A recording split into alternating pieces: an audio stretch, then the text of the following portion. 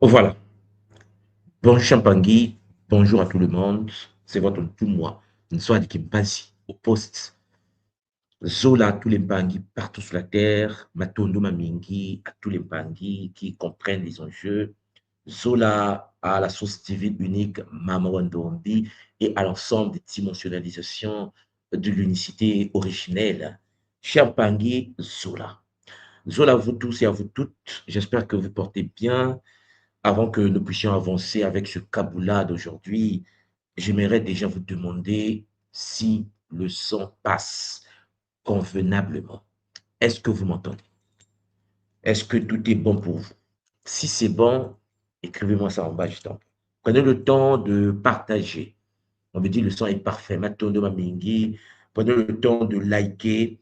Prenez le temps de pouvoir inviter les cousins, les voisins, la voisine d'à côté, Champangui, invitez tout le monde. Partagez le lien sur vos différentes plateformes, mais likez. C'est important. Likez encore et encore pour soutenir cette connexion. Comme vous le savez, je suis au cœur de la forêt en ce moment, au Congo, en Afrique centrale, comme chaque année, avec bonheur. Depuis un certain temps, depuis que je suis arrivé au Congo, je m'efforce de vous partager, Serge Lampangui, certaines pensées de la tradition originelle. J'espère de tout mon cœur que vous avez pris le temps de réécouter encore et encore, de savourer cela en profondeur. J'espère que Serge Lampangui, cela vous rebooste. Il est clair que je reçois pas mal de messages de votre part et cela fait du bien de voir qu'il y a une compréhension et ça rebooste beaucoup d'entre nous. Cela fait du bien. Je tenais déjà à remercier la Fédération Kimuntu Internationale pour l'œuvre qui s'accomplit aujourd'hui. Je tenais également à remercier tous les centres Kimuntu, les Zikwa, partout là où nous sommes aujourd'hui, euh, dans la pratique des Nzikwa, Charles Lampangui. Je tenais à remercier également les Bakulu, nos ancêtres, sans lesquels nous ne pouvons pas être ici. Mamouandombi, Zola, Kise, Namayaki. Voilà, chers Lampangui, likez, partagez et prenez le temps d'inviter les cousins, d'inviter des amis, d'inviter tout le monde sur notre plateforme. Depuis quelque temps, je vous explique en effet avec Zola que nous sommes en effet, chers Lampangui, des êtres multidimensionnels. Nous sommes la source dimensionnalisée au sein de la source, au sein de la réalité, au sein du Nza, afin d'expérimenter le Lusingu, la vie. Il est clair que lorsque vous avez cette perception de la réalité, lorsque vous comprenez cela, les choses deviennent simples. Puisque c'est un jeu, il faut donc jouer. Hélas, beaucoup ne savent pas jouer. Beaucoup ont du mal à jouer. Surtout lorsque vous n'avez pas eu le temps, lorsque vous étiez petit, à jouer aux jeux vidéo, c'est encore plus compliqué. Parce que lorsque vous n'avez pas joué aux jeux vidéo, il est très difficile de comprendre la vie. Les jeux vidéo, Champangui, ont une partie perverse, mais euh, celui qui comprend son fonctionnement comprend le fonctionnement de la vie. Lorsqu'on est dans un niveau et que Champangui, on perd de l'énergie, si l'énergie continue à se perdre, c'est game over. Il faut se booster. Il faut, Champangui, accéder à des options pour augmenter nos capacités. Dans les jeux vidéo, on passe de level à level, de niveau à niveau, en se modifiant, en se transmutant, en évoluant. Mais là, surtout chez nous en Afrique, au cœur du continent, depuis la destruction de nos civilisations, destruction de nos sociétés, beaucoup ne savent pas comment jouer. Aujourd'hui, à travers le Kimuntu, nous réapprenons. Nous réapprenons à redevenir des gamers et des gameuses. Parce que quelqu'un dans le Kimuntu, Charles Wampangui, la personne est dans une position de gamer et gameuse. Parce que nous sommes dans le Nza et nous savons que c'est un jeu. La vie est un jeu, il faut apprendre à jouer. C'est ça le but de notre existence. Mais pour jouer, il faut savoir pourquoi, comment, quels sont les outils à disposition, quelle porte ouvrir, quelle clé avoir. Ouais, ça, c'est la partie connaissance. Si tu ne maîtrises pas les principes du jeu, tu vas faire game over et tu vas revenir dans la matrice, comme on dit, se réincarner et encore. Parce que perdu, pas connecté, ne maîtrisons plus les lois et principes du game. Je débute donc ce Kaboula en vous disant, nous avons un sérieux problème. Nous, par exemple, sur le continent aujourd'hui, c'est que nos peuples, nos pays, nos familles, nos enfants, nos neveux, nos frères, nos sœurs, nos maris, nos hommes ne maîtrisent plus les principes de la vie que les Congos ont appelé le Luzingo de Zinga, c'est-à-dire spiraler. Nous ne savons plus spiraler dans le Nza, nous n'avons plus la maîtrise de Ngangu, du temps sacré Congo. Et cela nous dessert. Parce que quand tu ne connais pas les principes, tu ne peux pas jouer au game. Vous me comprenez? C'est pour cela que beaucoup d'entre nous sont maintenant victimes, comme je vous l'ai expliqué hier, des croyances de l'existence des dieux qui doivent venir les sauver. Alors que tu ne t'es pas incarné pour qu'on vienne te sauver. Tu t'es incarné. Est-ce que vous suivez? Non, mais en fait, la perversion du système est toxique, en fait. L'être humain s'incarne dans le Nza, dans Kunseke. Mais on lui a fait comprendre que son incarnation, pendant qu'il s'est incarné, il doit maintenant demander de l'aide pour qu'on vienne le sauver. Mais pourquoi tu fait? C'est-à-dire qu'il faut demander de l'aide pour qu'on vienne t'aider. Mais tu es conscient que tu t'es incarné quand même là. C'est parce qu'on ne sait pas qu'on a existé avant. Perte de mémoire. Beaucoup ne savent pas ce qu'ils étaient avant. Beaucoup ne savent pas qu'est-ce qu'ils étaient avant. Donc, ils arrivent dans le monde, ils sont perdus. Et pourtant, ils pouvaient se reconnecter par des régressions, par des techniques, le Kiwisu, de se reconnecter à des vies passées, se reconnecter à ce qu'il était pour savoir à peu près ce qu'il est venu faire ici. Sauf que on lui a fait comprendre, mets-toi à genoux et adore. Nous sommes dans un jeu, et dans le jeu, chers Zulampangui, il y a des lois et des principes, il y a des règles. Et ça, nous devons tous le savoir. Et dans notre jeu à nous, actuellement, la première puissance mondiale militaire de pouvoir, c'est les États-Unis d'Amérique. Nous vivons dans une réalité où les États-Unis et la Chine sont en train de se battre pour les siècles à venir. À côté de ces deux puissances-là, il y a des mini-mini. C'est-à-dire que des puissances, chers Jonathan Pangui, secondaires. Et puis, il y a des pays qui n'existent pas. En fait, qui existent, mais qui sont inutiles dans le game. C'est-à-dire que lorsque les titans sont les T-Rex, lorsque les T-Rex sont en conflit, les autres observent et subissent. Si le pas du tyran, du titan tombe sur ton pays, crise.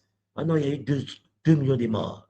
Et là, l'être humain incarné est dans une fonctionnalité émotionnelle.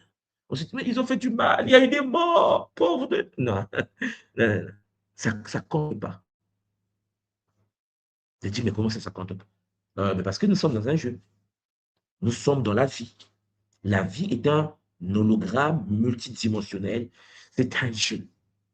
Et si ton pays n'arrive pas à jouer et que toi, tu n'es pas conscient de rendre ton pays puissant et tu ne sais pas que ton pays doit être boosté pour atteindre une maturité et que tu te comportes comme un enfant, le jeu n'a pas pitié de toi puisque tu t'es incarné pour jouer. La vie, tu t'es incarné pour jouer. Tu t'es incarné sur un territoire. Donc, tu fais partie d'un groupe. Donc, tu fais partie d'une équipe. Mais toi, tu fuis l'équipe. Tu fuis l'équipe. Attends, je quitte la Guadeloupe, je quitte la Martinique, voilà, je vais aux États-Unis parce que tu as quitté l'équipe.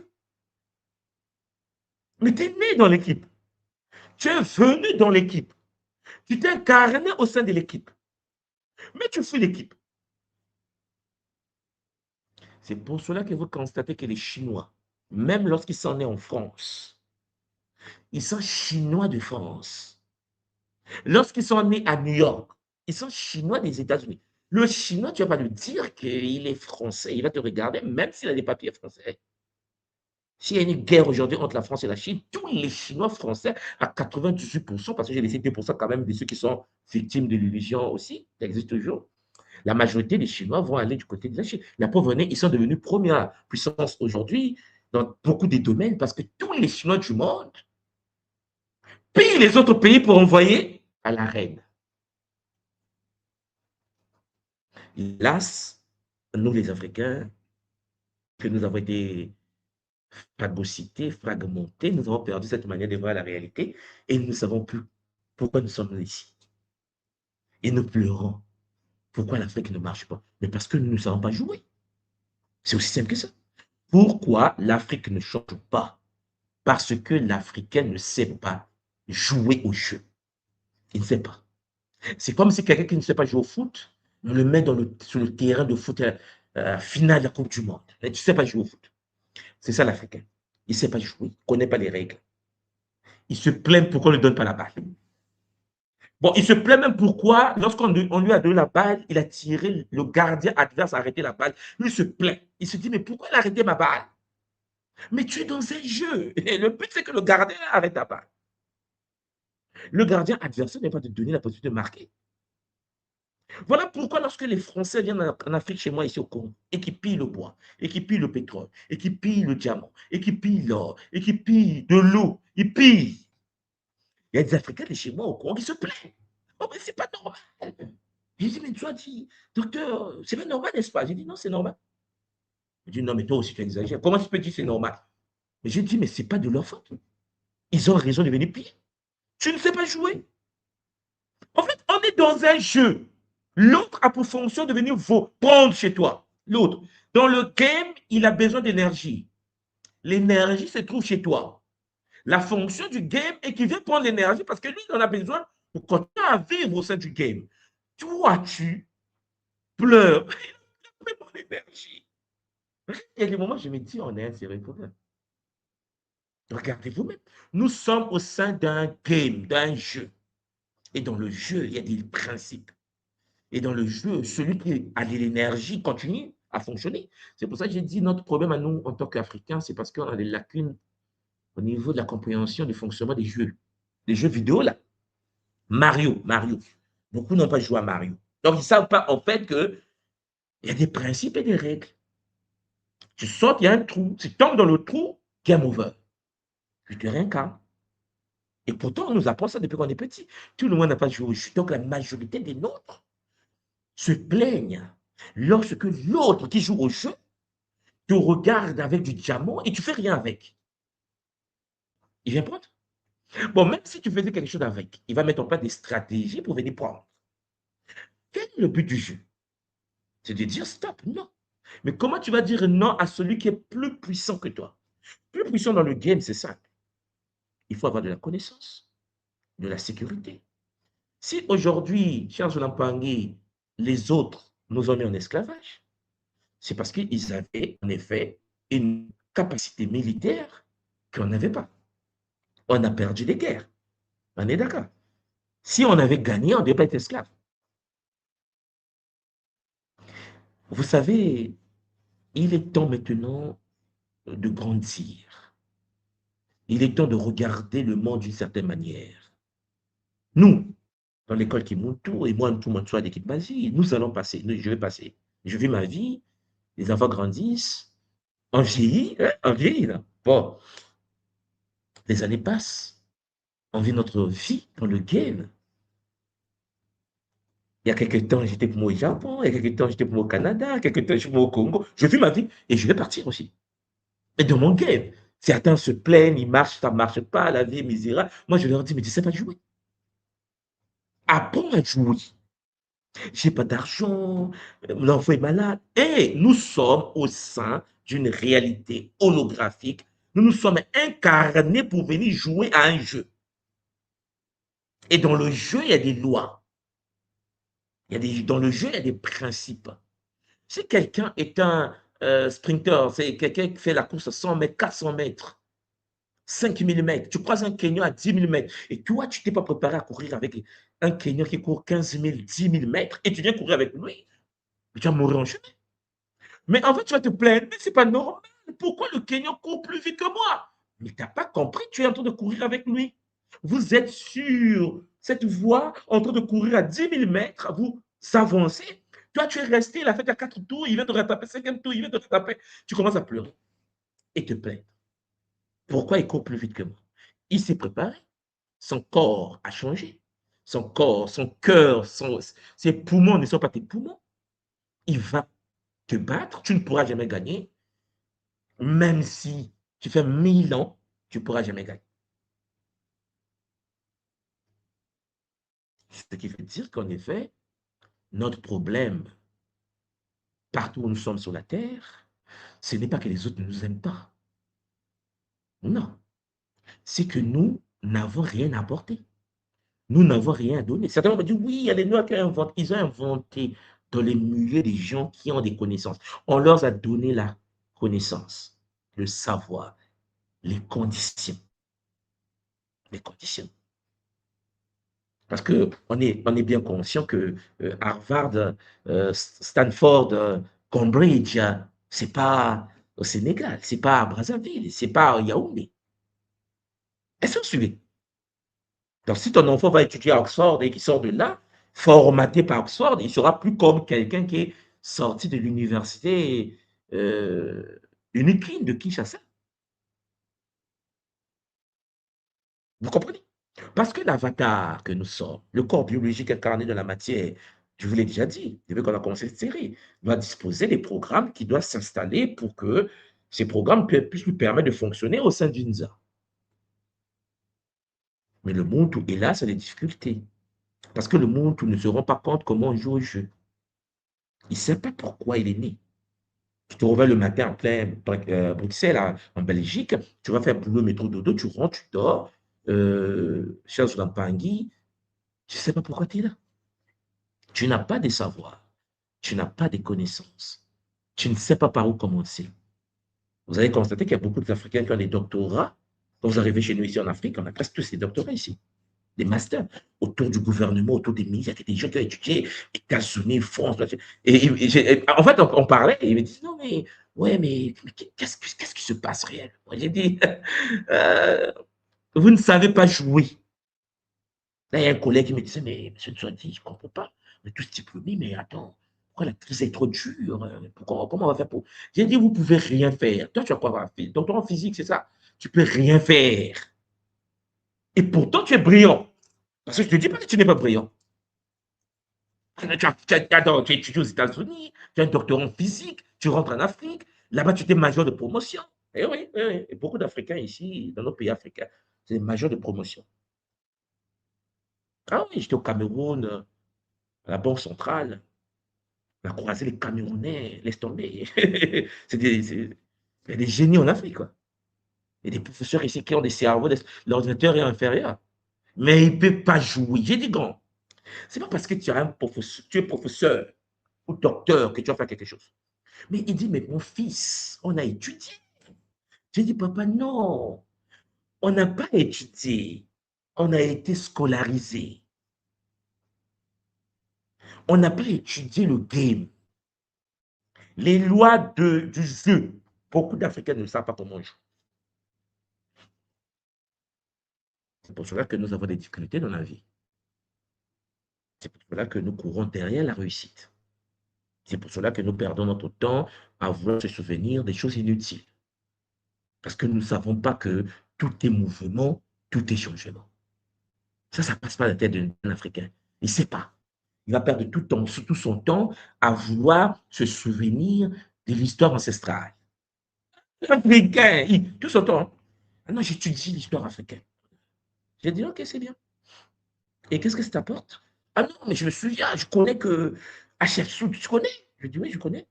C'est une reine égyptienne. Je dis, oh, c'est bien. Et après?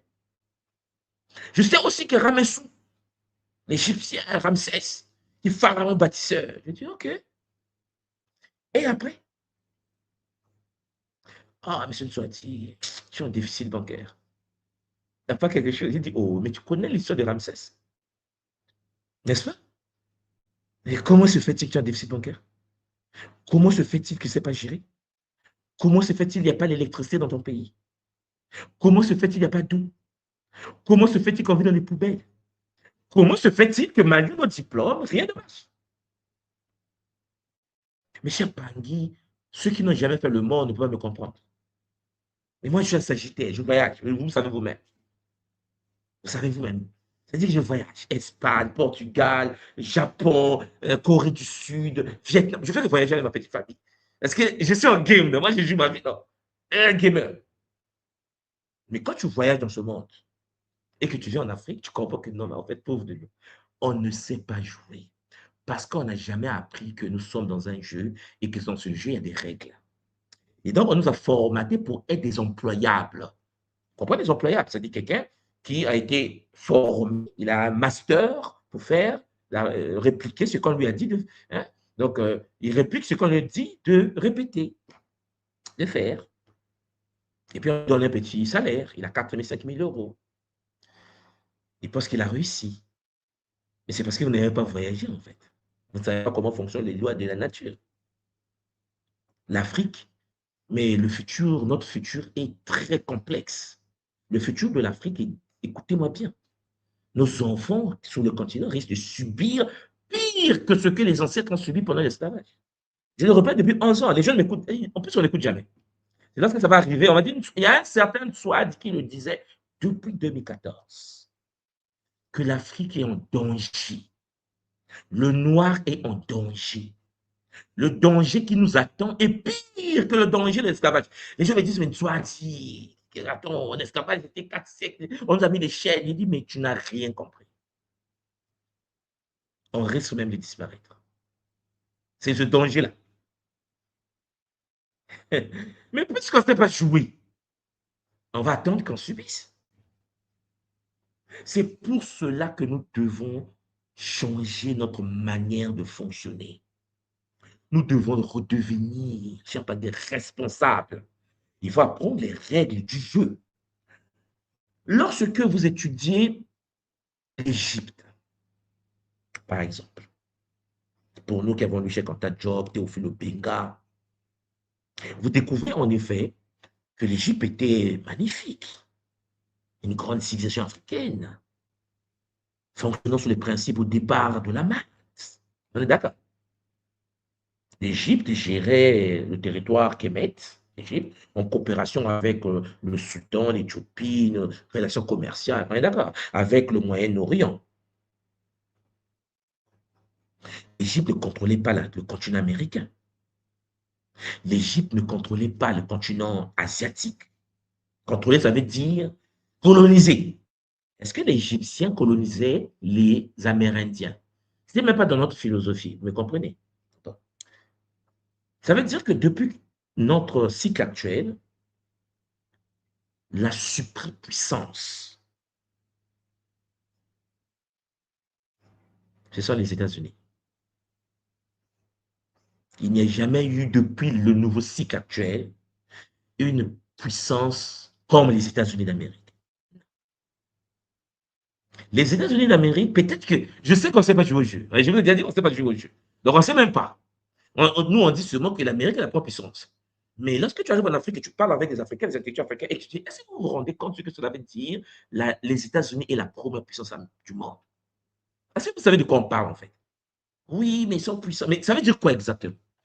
Parce que nous, on a eu l'Égypte, on a eu Congo, on a eu l'Empire du Zimbabwe, on a eu le Mali. Hein? Est-ce que vous comprenez ce que ça veut dire États-Unis d'aujourd'hui? Lorsque tu te poses avec les frères et sœurs qui vous parlent de ça, c'est là que les gens se rendent compte qu'on est mal barré, en fait. Les États-Unis d'Amérique est une puissance planétaire. Planétaire. C'est-à-dire qu'ils ont mis en esclavage les Noirs, ça on sait tous. Ils ont mis en esclavage les Asiatiques. Les Chinois étaient déportés en Amérique, construit les chemins de fer. Ils ont torturé l'Asie, jusqu'à torturer les Vietnamiens il n'y a pas très longtemps, la dernière fois que nous connaissons.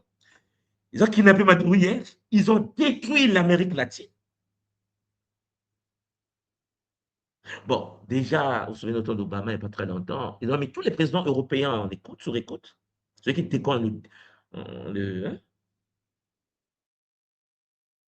Ils ont détruit. Ils ont jeté 2 bombes nucléaires à Hiroshima et Nagasaki. Personne, dans l'histoire connue, personne n'a jamais fait ça. Ce que je vous dis là, même les Babyloniens, les Perses, même les Perses, ils faisaient les guerres avec les Grecs, avec les flèches. Ils faisaient les guerres avec les Grecs avec les flèches. C'est ce que je suis en train de dire. Nous avons sur la terre une puissance qui est capable, cher Vulampangui, de remettre tout le monde en esclavage. Et puis personne n'a fait quelque chose. Personne.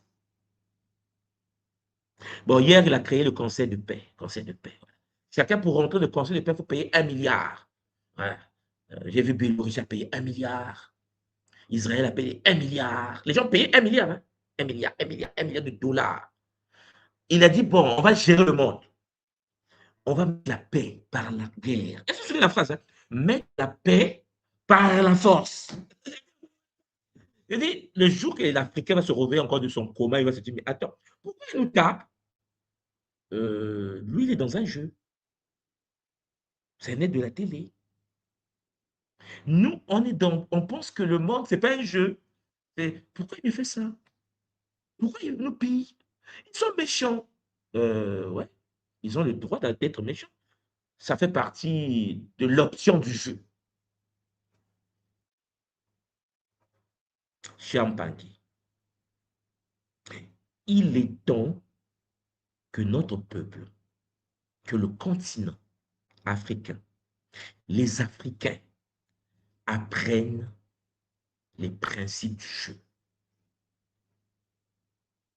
Lorsque tu es devant un titan et que tu sais que tu ne peux pas gagner, trouve une stratégie pour ne pas se faire écraser.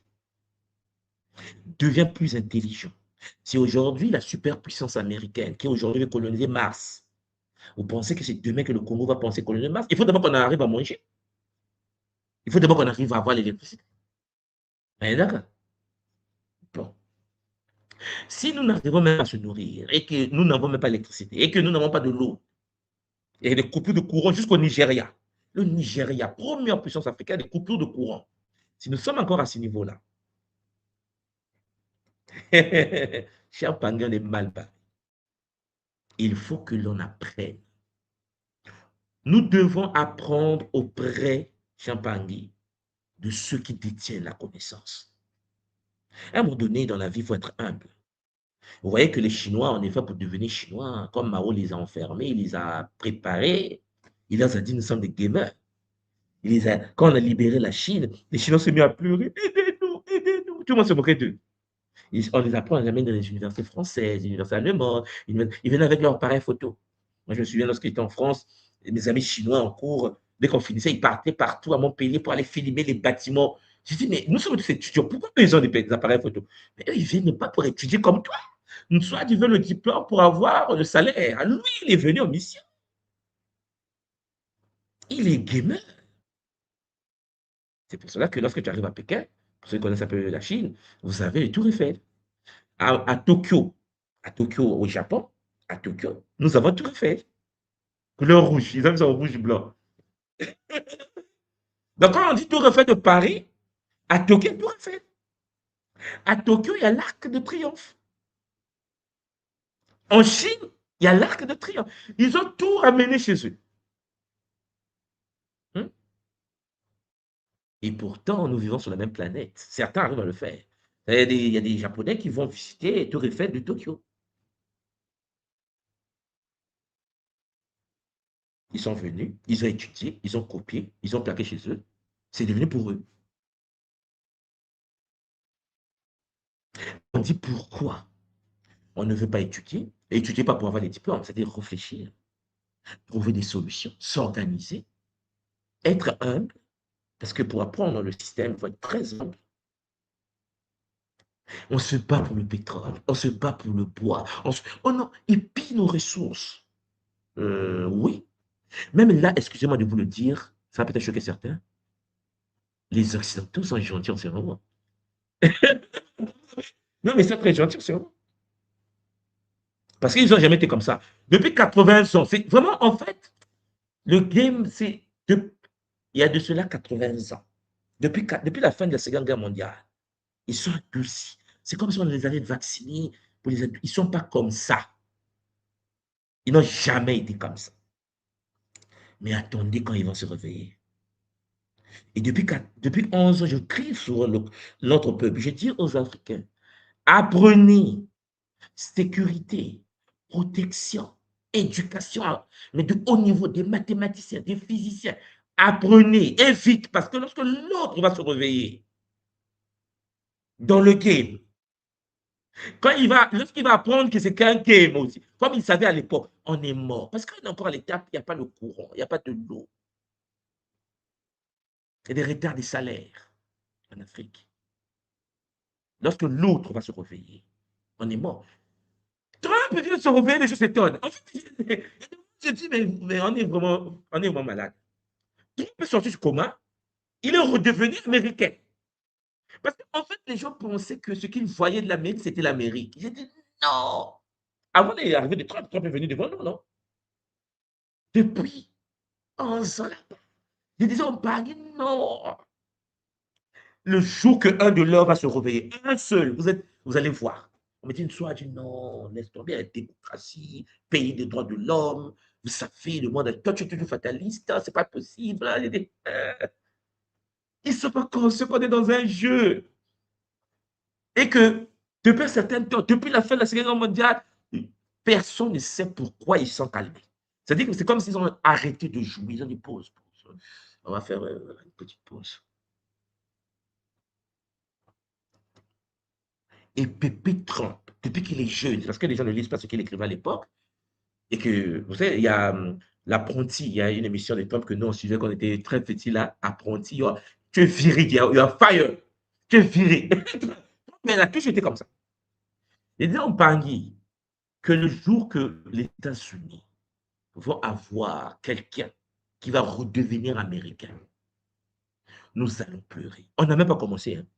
Le jour que la France que les gens pensent qu'ils sont faibles, le jour que la France va avoir un Français, mais l'Afrique est morte. On n'a pas conscience, en fait.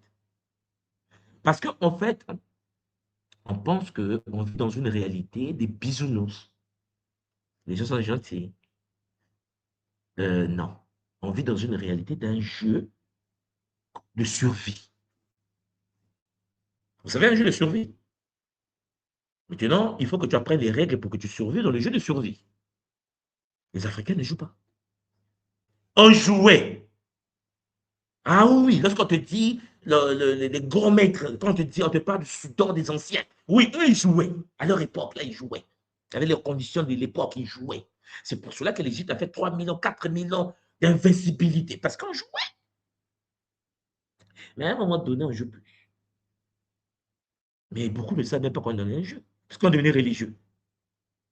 On devenait religieux. Vous voyez que religieux, il y a relié au jeu. C'est ce que je suis en train de dire là. Le mot religion fait des religieux. Mais un religieux dans la langue des oiseaux, c'est relié au jeu.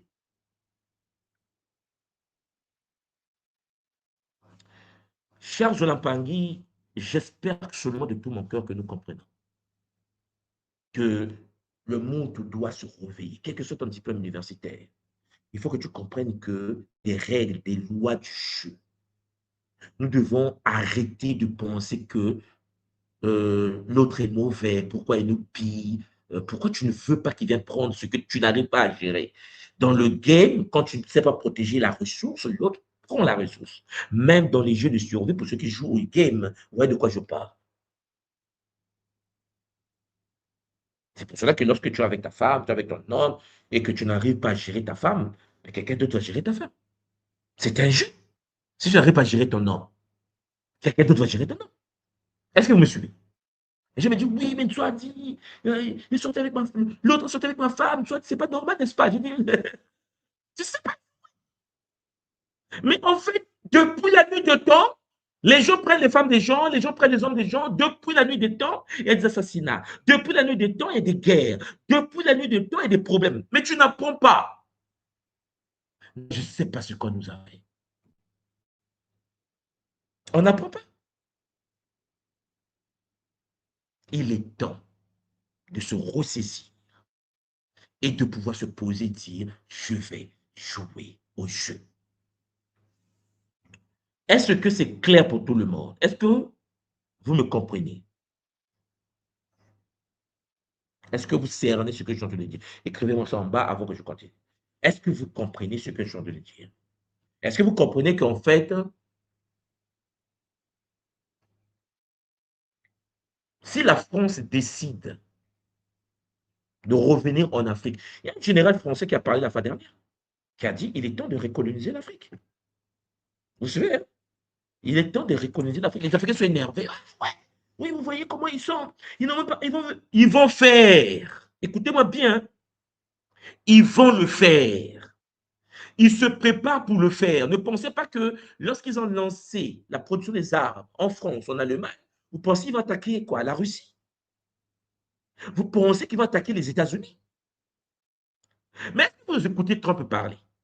Trump dit aux Européens, vous êtes faibles. Je suis fâché contre vous parce que vous êtes faibles.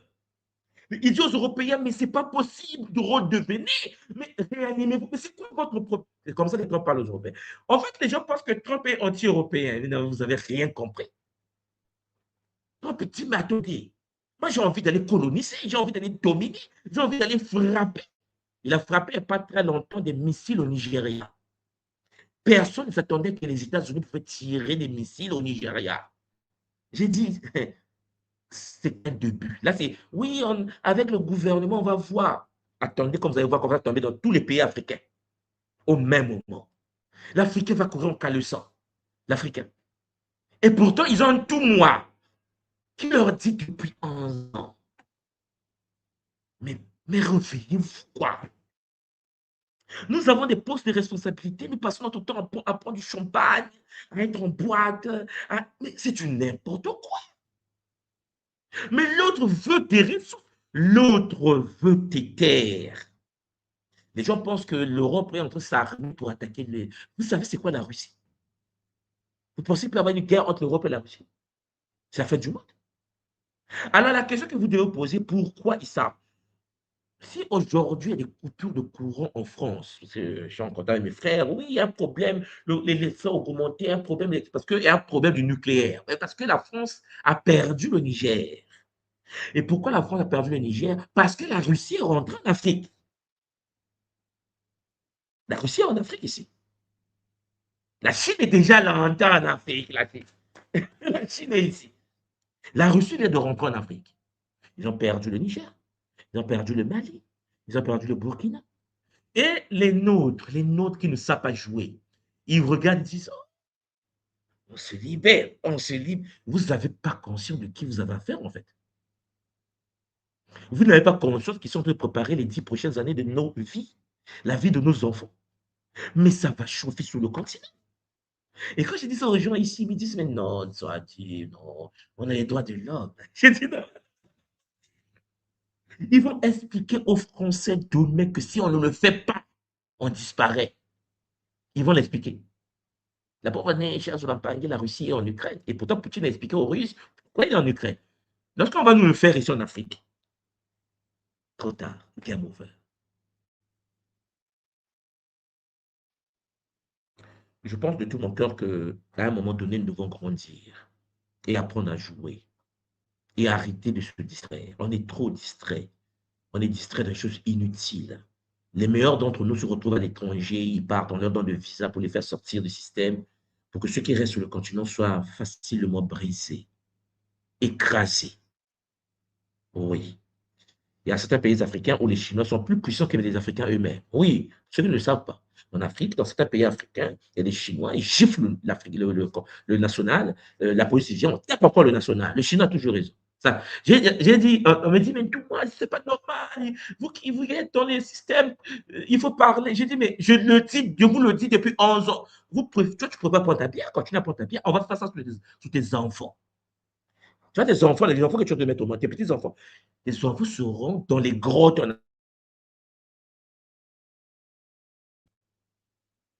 Vous n'arrivez pas à prendre conscience de ce que, mais c'est un jeu. Les gens ont besoin d'énergie pour fonctionner. Vous avez l'énergie, et ils ont la technologie, ils vont venir prendre l'énergie. Que tu décides, que tu ne veuilles pas. La première année, les armes que vous avez entre les mains, c'est eux qui nous les vendent.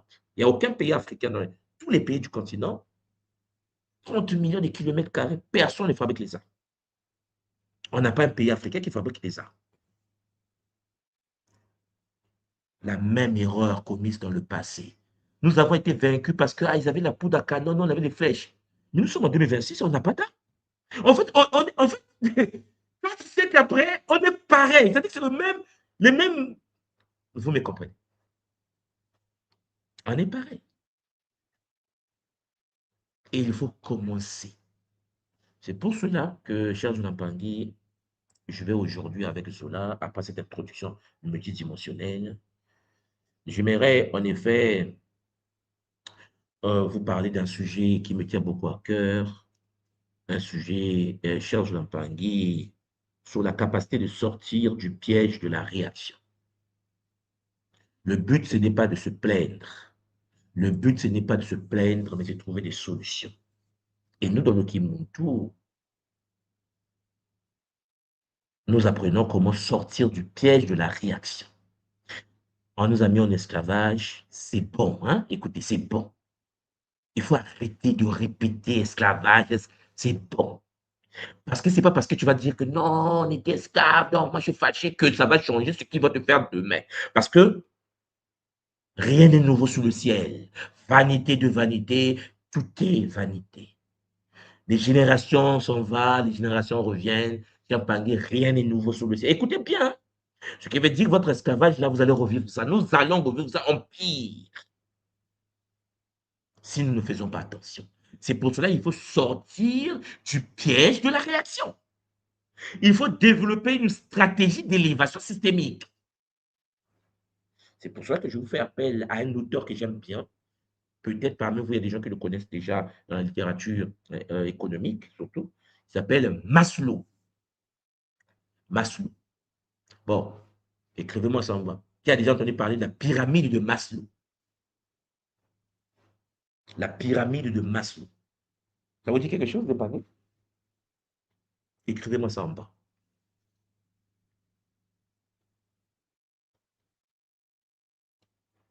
Et vous allez découvrir, en effet, cher Jonathan Pangui, que la pyramide de Maslow en question, dans cette étude que je vais vous présenter, j'ai mis une relation entre la pyramide de Maslow et les centres énergétiques pour l'Afrique et les environnements toxiques.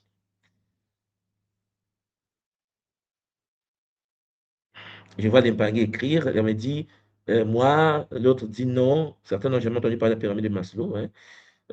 Pangui me dit Maslow, oui, on en est BTS, voilà, pyramide de Maslow, voilà. Les gens écrivent. Certains savent, certains ne savent pas. Il existe ce qu'on appelle la pyramide de Maslow, et moi, je vais vous présenter cette pyramide en relation avec ce qu'on appelle chez nous les bimoyelo, les chakras. Je soupçonne que Maslow était un initié, même si on a étudié, nous, en économie, parce que ce qu'il a présenté comme pyramide de Maslow reflète exactement ce que les anciens savaient déjà sur ce qu'on appelle les chakras, les bimoyelo, et il a mis ça en économie. C'est impressionnant. Donc, vous devez avoir ce qu'on appelle le manuel de souveraineté stratégique. Hier, je vous ai parlé de la souveraineté intérieure. Maintenant, il faut disposer de la souveraineté stratégique. Tu es souverain dans ton monde, mais tu es un stratège. Et il faut que tous les êtres humains sur cette planète conscients, que ce soit blanc, noir, jaune, bleu, vert, puissent maîtriser la géopolitique, la géostratégie. Tu ne peux pas être dans un monde où c'est un jeu, tu es incompétent dans le jeu et tu es incompétent sur le terrain du jeu. Mais cher Pangui, si tu n'es pas conscient de la géostratégie de cette planète, tu vas subir. Tes enfants vont subir, ta famille va subir, ta lignée va subir. Nous devons nous libérer de l'ignorance. Voilà pourquoi il faut tous et toutes, sans exception, étudier le terrain. Qui fait quoi? Pourquoi? Dans quel but? Comment je vais réagir? Cher Jonathan Pangui, nous allons rentrer d'abord dans le diagnostic. Je vais vous parler de la toxicité multidimensionnelle. Oui, la toxicité. Un système devient toxique lorsqu'il bloque systématiquement les fondamentaux de la vie. Si tu es un humain et que tu es en couple avec ton homme, ta femme et vos enfants ensemble, et que vous êtes bloqué systématiquement sur les fondamentaux de la vie, c'est que votre famille est toxique. Il y a de la toxicité.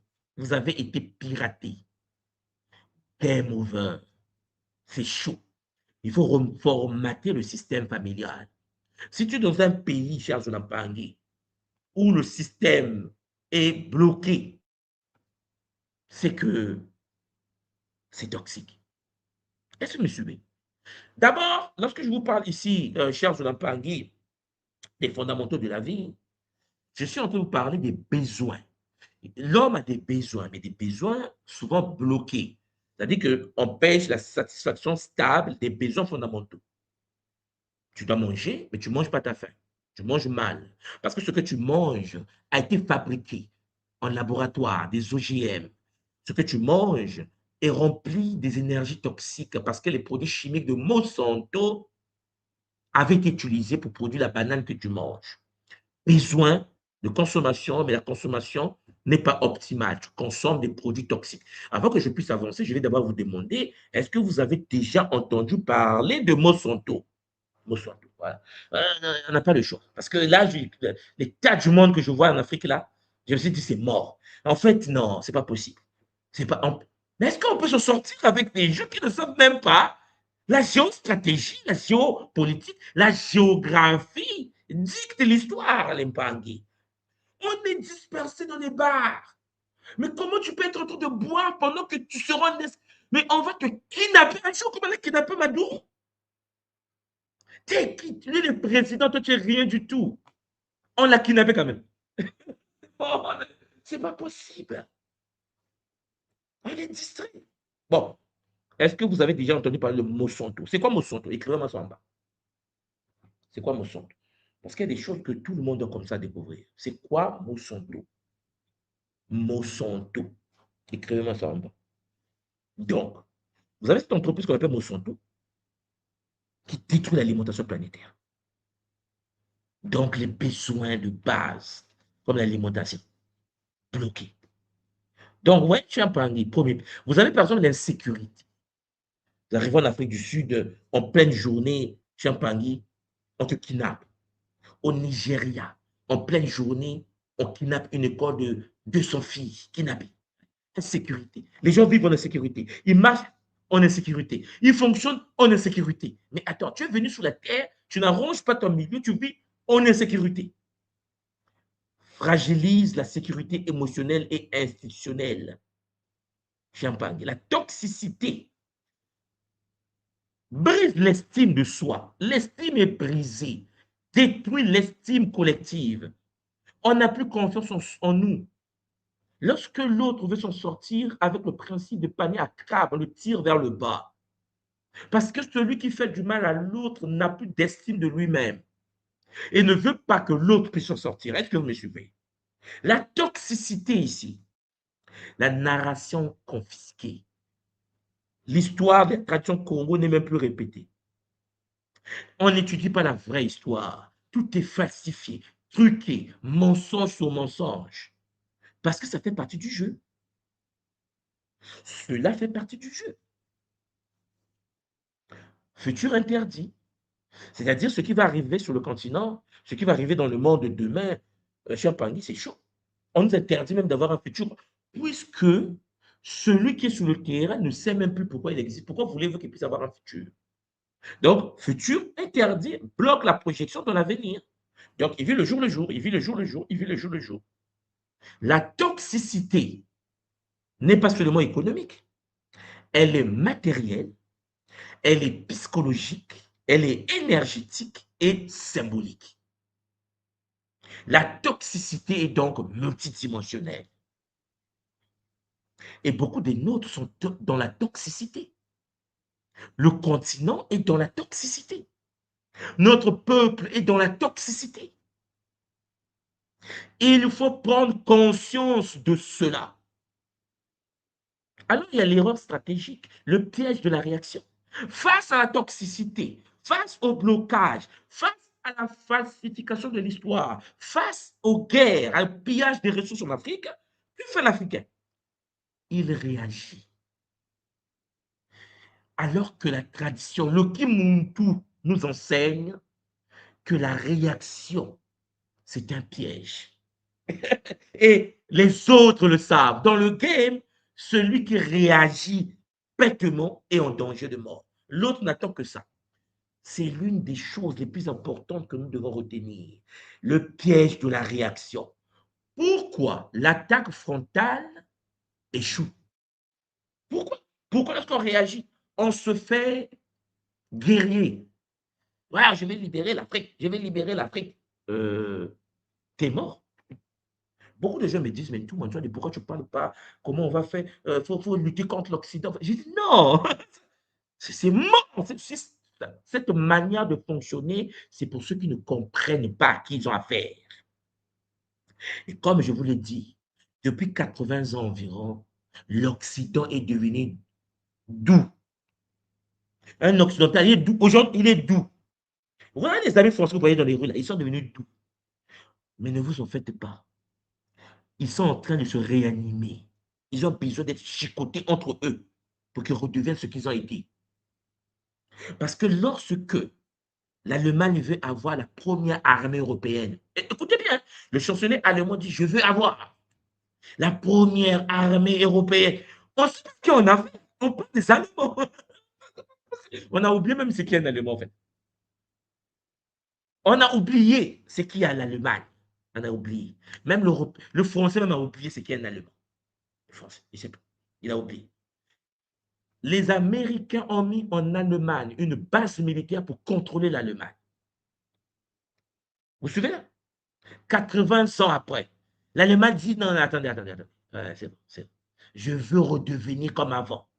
L'Africain ne se rend pas compte qu'à l'époque des Allemands, à l'époque ancienne, lorsque le barbu était là, je n'ai pas dit son nom, la peau des Noirs était utilisée pour créer des bottes pour les militaires, les bottes et l'armée allemande, les bottes et les gants. Les gants de l'hiver allemand, c'est la peau des Noirs. Attendez, attendez, je sais pas, bon, Noir sera peut-être plus là. C'est chaud, c'est chaud. Mon peuple ne comprend rien du tout. C'est-à-dire que mon peuple, ils sont dans la distraction. Oui, débat sur, oui, comment on était, comment le couple, les chrétiens et les musulmans, comment on va faire des débats ici. Des enfants de 4 ans. Vous pensez que les Japonais font des débats des enfants de 4 ans. L'autre dit, je vais avoir l'armée la plus puissante de l'Europe. Les Allemands. Là, j'ai dit, Metz. Ils sont en train de se revenir. Ils sont en train de revenir du coma. Ils sont en train de revenir du coma. Alors, mes Pangui, les forces dominantes prospèrent sur la réaction émotionnelle et la confrontation directe. Lorsque tu es en colère face à un système puissant, le système se nourrit de cette colère pour te briser. Au lieu de travailler comment trouver des stratégies pour grandir, pour se protéger, pour se structurer, qu'est-ce que nous faisons? Nous réagissons émotionnellement à la confrontation. Nous pensons être intéressants face aux États-Unis. Vous pensez que si aujourd'hui, la Russie jette Orishkin à Dakar ou bien à Libreville, vous allez faire quoi? Donc, il n'y aura plus jamais. S'il fait ça, il n'y aura plus le Gabon. C'est fini, le Gabon est fini.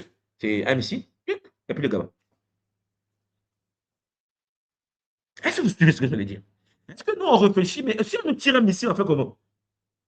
En fait, on ne pense même pas à ça. Non, parce qu'on ne sait pas pourquoi penser. On ne sait pas comment faire pour penser à ça. Le cerveau a été cramé à l'entour. C'est qu'on est là seulement. Oui, mais bon, Miss Congo, Miss Kinshasa, Miss Brazzaville, Miss Angola, allez, Miss. Voilà.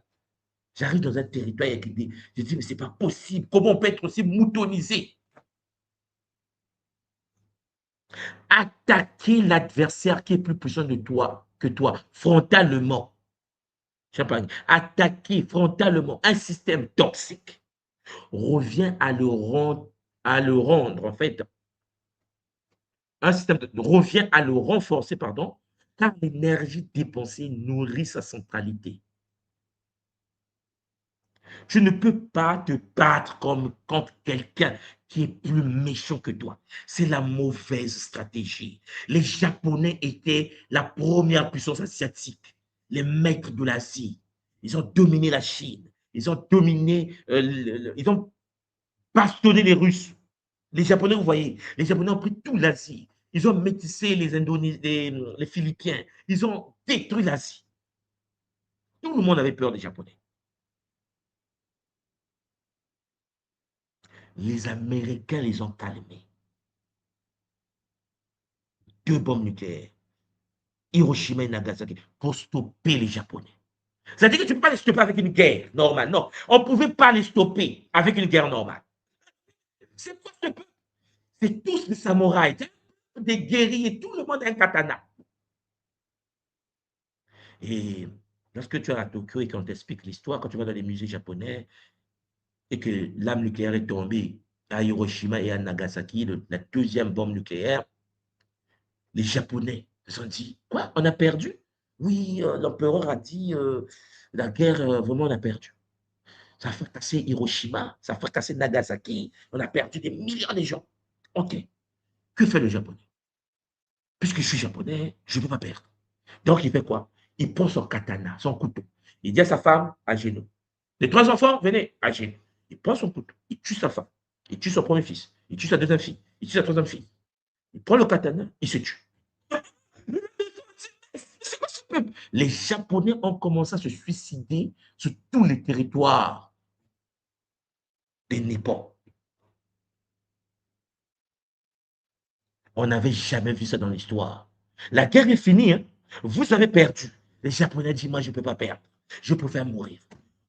Mais non, mais le McDo, il dit quel McDo?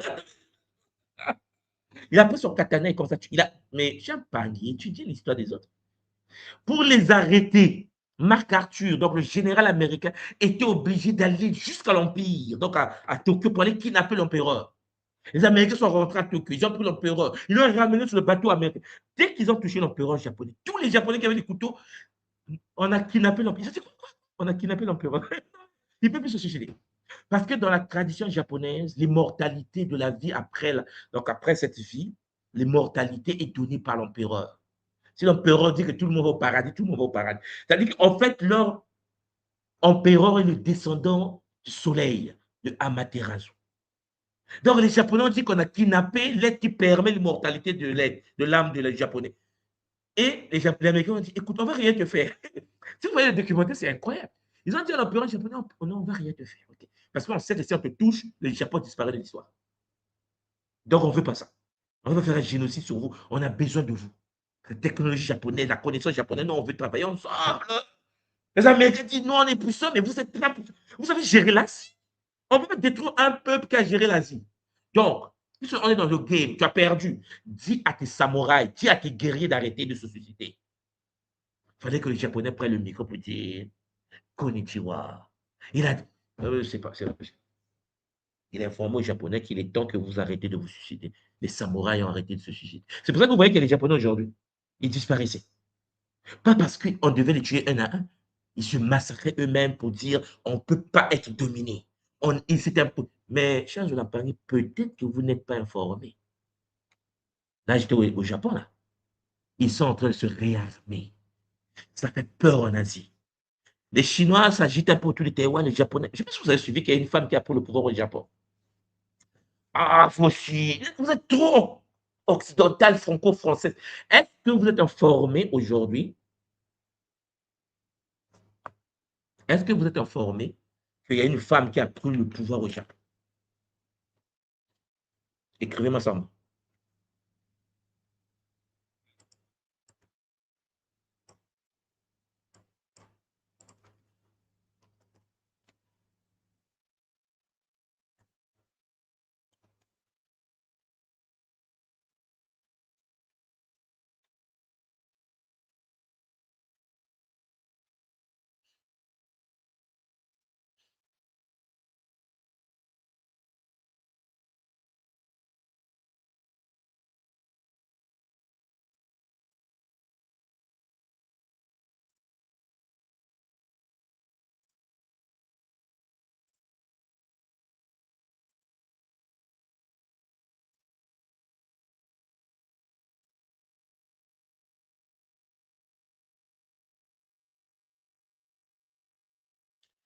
Voilà. Et si vous avez en effet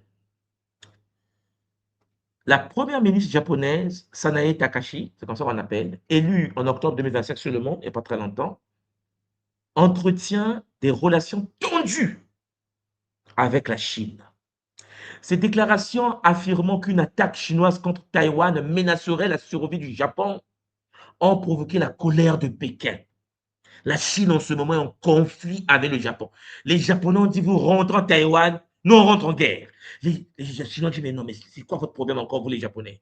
Et dit, malgré cette fermeté, elle maintient la nécessité d'un dialogue constructif. La dame, alors, attendez, je vais vous montrer sa tête, là. C'est elle, la dame que vous voyez là. Elle est la première femme dans le Japon moderne de prendre le pouvoir au Japon, ok? Et elle est conservatrice, l'amie de Trump, ok? L'amie de Trump. Trump, dès que la dame était au pouvoir, la dame arrive au pouvoir, Trump est venu au Japon. Trump a dit que non, non, non, ça n'est pour le pouvoir. Oh oui, je vais au Japon. Donc Trump était au Japon. Peut-être que vous n'avez pas suivi. Ici à la base militaire de Kinawa. Parce que Trump, elle a reçu Trump à la base militaire. C'est sérieux ce que je vous dis. Hein. Et en ce moment-là, le Japon est en train de se remilitariser, comme l'Allemagne. Bon, vous allez, le Japon, l'armée, je fais ça comme ça. Le Japon est en train de se remilitariser. Donc ici, alors ça c'est quel article? L'humanité, je vais prendre ça par exemple. Que dit l'humanité? L'humanité nous dit ici, attendez, je vais vous montrer quelque chose rapidement. Non, on est trop distrait. Vous savez, il y a des moments lorsqu'on est là, on dit, est-ce que vous vous rendez compte qu'on risque d'être encore esclave? Les gens sont là en train de se distraire. Je dis, mais c'est quoi ce peuple? Sur quoi notre peuple?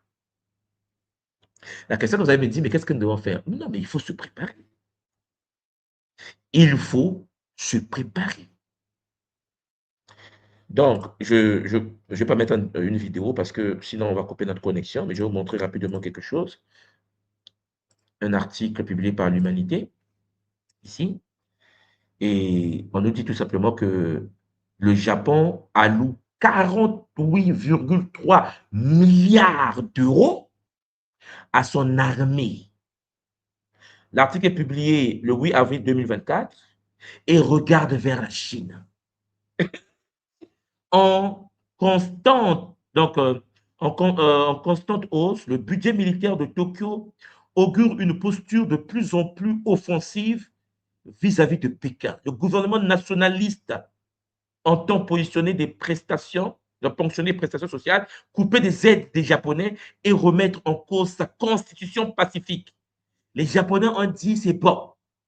Vous suivez là? Donc, les Chinois ont dit aux Européens et aux Américains, calmez les Japonais. Vous savez pas de quoi ils sont capables. Nous, on connaît ces gens-là. Les Chinois disent, on connaît ces gens.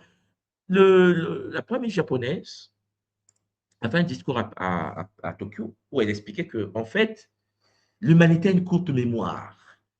Vous n'avez aucune idée c'est quoi le Japon. Et puisque les Chinois jouent avec l'Asie en ce moment, je veux remettre le Japon ancien en place. Ça a choqué les Asies. Ils ont dit, vous savez de quoi on parle? Vous savez c'est quoi le Japon? Alors, là, le service militaire, les Japonais ont accéléré le service militaire. Les 48,3 milliards qu'ils ont mis dans le budget par l'armée japonaise. L'Allemagne est leur cousin en Europe. La contrepartie japonaise en Europe vient de faire le même discours que nous devons avoir la grande armée européenne. L'Afrique est en train de réfléchir comment il va manger. Les Africains sont en Europe, sont partout, dans les Caraïbes, en train de danser. En Amérique, en train de dire oui, moi j'ai une belle voiture. En fait, je me dis, est-ce qu'on mérite la vie en fait?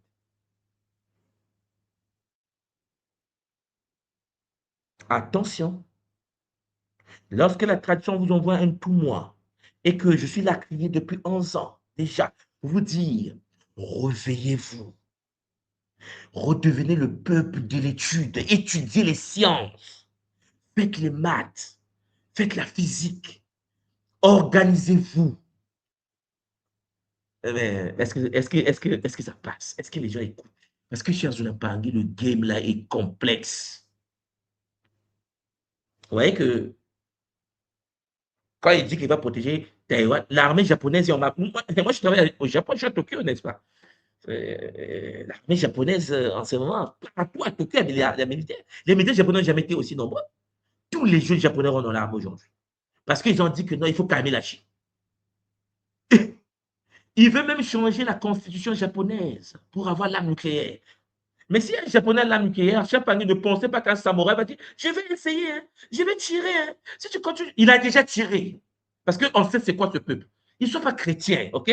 Les gens croient à la réincarnation des fourmis en humain, de l'humain en cafard, de cafard en serpent. Donc ne pense pas que tu penses comme lui. Il est dans un game différent de toi. Alors, mes parents, lorsque tu es face à l'adversité, lorsque tu es devant quelqu'un qui est plus puissant que toi, point A, si tu attaques, comme font certains de nos Mbangi, Kamit ou panafricains qui injurent, qui attaquent, vous n'allez pas gagner. On ne gagne pas comme ça. Ça, c'est se mettre en danger inutile face à un prédateur. Tu lui lances les billes. Tu lui lances les billes sur un dragon. Il dit, mais qu'est-ce qu'il fait? Oh non, il me lance les billes. Oh, bouffe-le. Il te bouffe. Tu ne peux pas gagner contre quelqu'un qui peut détruire avec une arme un continent. Il y a des armes intercontinentales. On ne peut pas gagner si on va de front. Parce que celui qui attaque de front transfère l'énergie. Le plan B, c'est la solution que moi, je vous propose depuis 11 ans déjà. Renforcement de la légitimité du système. Renforcement de la légitimité du système par des stratégies. Parce que, en fait, si tu attaques le point A, tu renforces le système dominant. Vous suivez? Donc, on ne sort pas d'un système toxique en le combattant. On ne sort pas d'un système plus puissant et dangereux que toi en le combattant de front. Sinon, P, renforcement de la légitimité du système, il va te broyer. Et tu vas dire, oui, ils ne sont pas gentils. Qui t'a dit que la gentillesse fait partie de l'équation dans le game? Qui t'a dit ça? Qui t'a dit ça? Voilà pourquoi on a fait 4 siècles d'esclavage. Voilà pourquoi pendant 1400 ans, les Arabes nous ont castrés à l'Ouest. On est devenus tous musulmans aujourd'hui. On a même du mal aujourd'hui à enlever le virus. Parce que celui qui est déjà devenu musulman a du mal à devenir autre chose que musulman. C'est-à-dire que c'est installé dans notre programme bioénergétique. Celui qui est chrétien en RDC a du mal à laisser le christianisme. Il justifie le christianisme alors qu'on l'avait shintaorisé.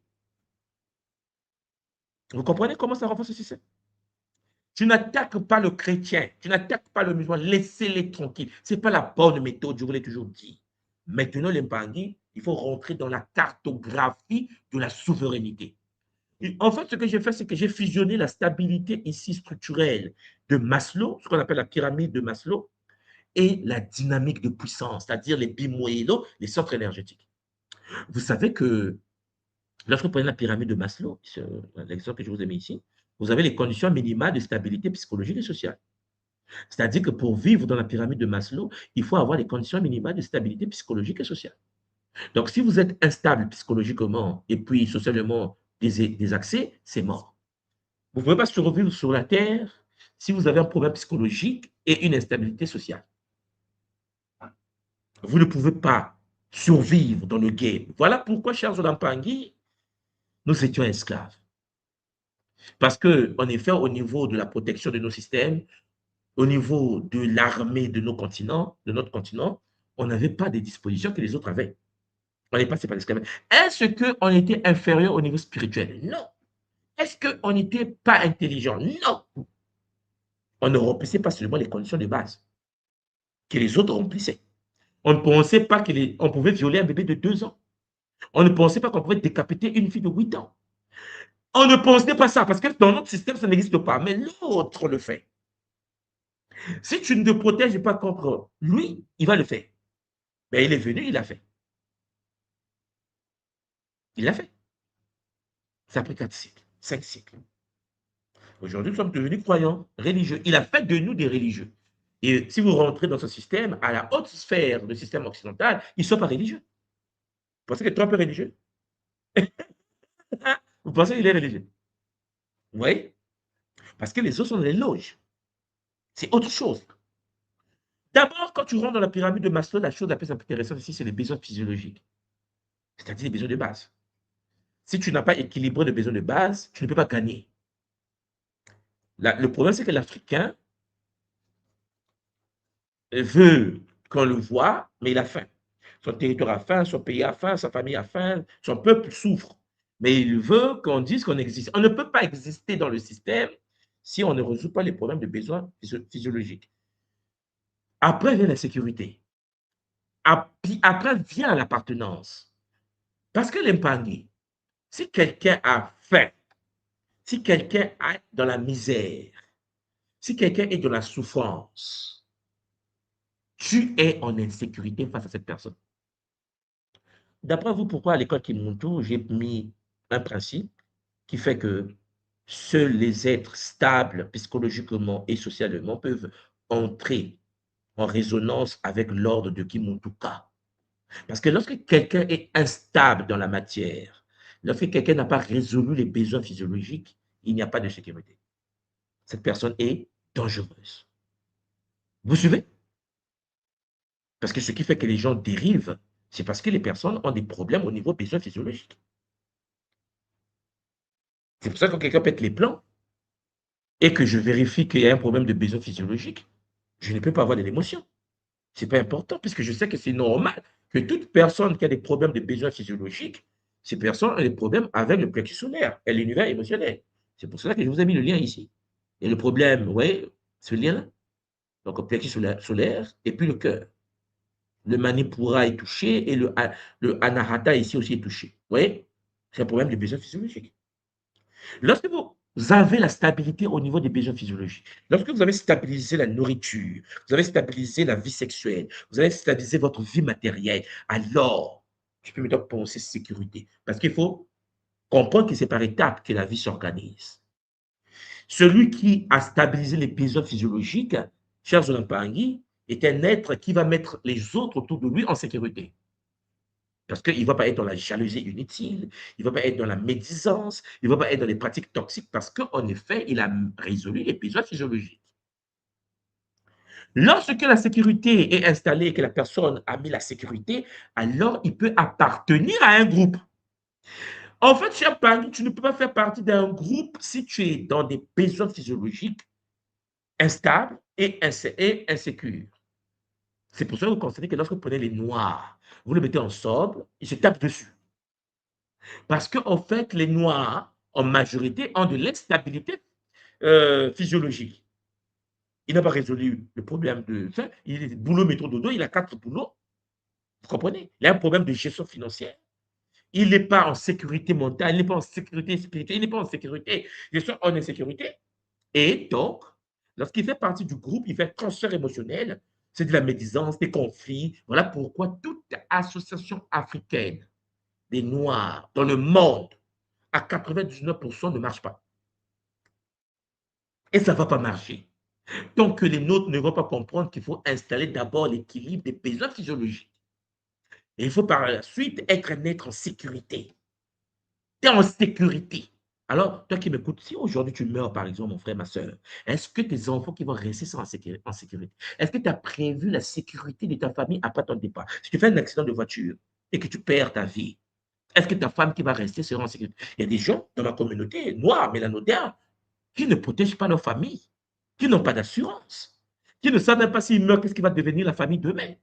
Et madame va se retrouver avec 3, 4 enfants, et le peu de salaire qui passe, papa est parti, elle n'arrive plus à survivre. Elle va prendre le premier venu qui va la draguer, un escroc VIP, puis torturer encore cette femme, et rebelote, même problème. En fait, l'impact, la sécurité est très importante, la sécurité physique, la sécurité spirituelle, la sécurité. Est-ce que totémiquement, tu as sécurisé tes enfants? Est-ce que quelqu'un qui pratique le rituel satanique peut toucher à tes enfants? Oh, je ne sais pas trop. Est-ce que tu as pensé à ça? En tant que mère, en tant que père, est-ce que tu as déjà développé les techniques de sécurité sacrée pour protéger totémiquement tes enfants? Est-ce que ta fille de 12 ans se fait, ou de 18 ans, ou ta fille se fait abuser sexuellement par quelqu'un qui se fait une projection astrale hors de son corps? Est-ce que ta maison protège tes enfants au niveau des attaques sexuelles? Ah, mais tu as dit, mais comment? Et voilà. En fait, tu n'arrives pas à sécuriser ta fille. Tu n'arrives pas à sécuriser ta femme. Tu n'arrives pas à sécuriser ton garçon, ton petit. Tu n'arrives pas à tout sécuriser et tu fais partie d'un groupe. Vous comprenez le danger? Tu deviens insécure pour les gens autour de toi. Alors, vous comprenez, cher Zolampangui, pour avoir l'estime de soi, pour être un Muntu, il faut appartenir. Il faut appartenir au Congolo. Mais pour appartenir, il faut détenir le pouvoir de la sécurité individuelle et collective. Il faut d'abord améliorer les besoins physiologiques. Voilà pourquoi, cher Zolampangui, celui qui a l'estime de soi peut accomplir sa mission de vie. Est-ce que vous suivez ce que Maslow a proposé? Sauf que tout ce que vous voyez là est connecté au chakra, au bimoyelo. Parce que même Pangé, tu ne peux pas accomplir si tu n'as pas le pouvoir de la gorge, si tu n'as pas l'équilibre du chakra sacré. En somme, ce que je suis en train de vous dire ici, c'est que le but du monde est de passer de la survie à l'immortalité. Mais il faut d'abord passer étape par étape. Niveau 1, survie.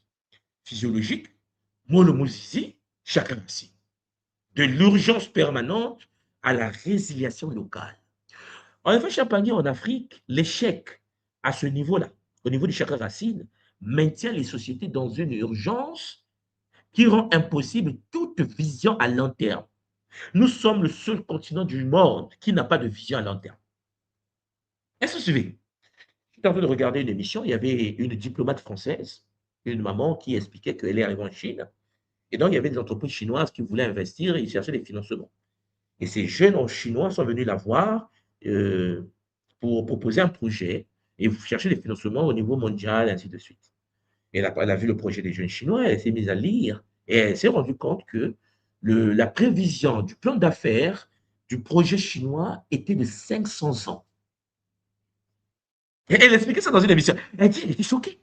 Elle dit que non, ils ont fait une prévision de 5 siècles. C'est-à-dire leur entreprise, les 100 premières années, regardez ce qu'on va faire. La première année, 10 ans, 20 ans, 30 ans, 40 ans, on a fini. Deuxième siècle, deuxième partie du siècle. Troisième, 5 siècles après, regardez ce qu'on va devenir. 5 siècles après. 5 siècles après. Oui, oui. L'Africain fait prévision annuelle. Non, l'Africain fait prévision de semaine. Cette semaine, la semaine prochaine, on va faire ceci, la semaine d'après. Si tu demandes à un stratège africain si on a des projets africains de 100 ans, non. Même à l'Union africaine, on ne fait pas ça. Donc, au premier niveau ici, l'action stratégique doit se déployer, c'est-à-dire souveraineté alimentaire locale. Vous qui m'écoutez, si vous voulez que nous stabilisons le mot et le mot ici, le chakra racine, si vous voulez que notre communauté s'enracine, il faut une souveraineté alimentaire locale. Deux, il faut l'accès décentralisé à l'énergie. Vous devez comprendre ce que je suis en train de vous dire. Si nous ne mettons pas l'énergie en place dans nos villages, dans nos villes, dans nos pays, s'il n'y a pas d'électricité partout, on n'a pas la sève, on n'a pas du sang dans le corps. C'est mort pour notre peuple. Trois, le système de santé de base, robuste. Il faut que les médecins de chez nous se réveillent. Parce que, chers Olampangui, en Afrique, les médecins, c'est la cata. Il y a même des médecins,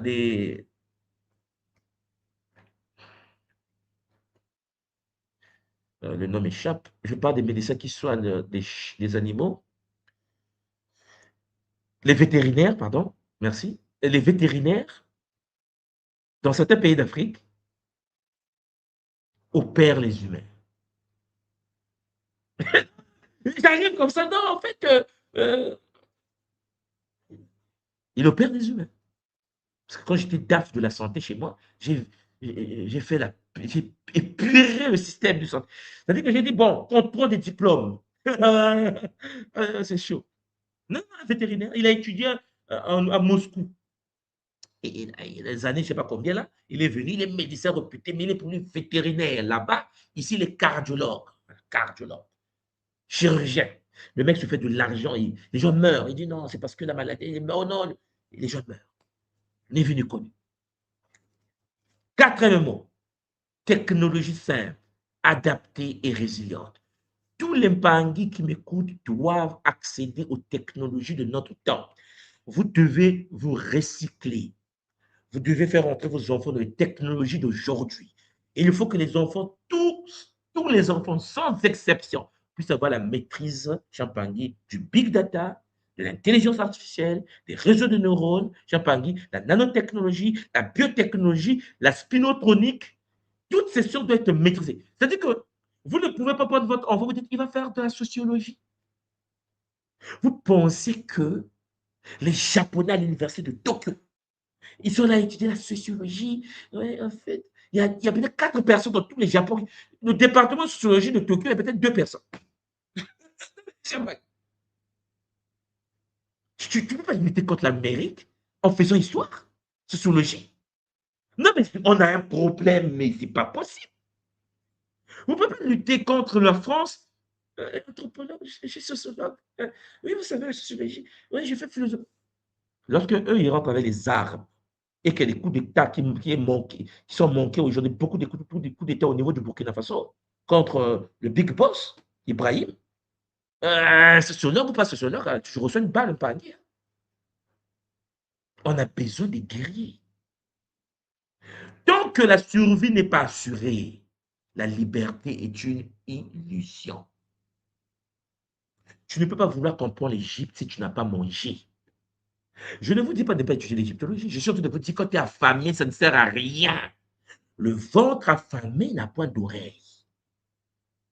Aujourd'hui, je peux acheter un livre de 400 euros, un livre de 1000 euros. Mais celui qui n'a un salaire de 1000 euros ne peut pas accéder à ce bouquin-là. Et pourtant, ça parle d'égyptologie. Et pourtant, ça parle d'égyptologie. Donnez-moi 2 secondes, je vais vous montrer quelque chose.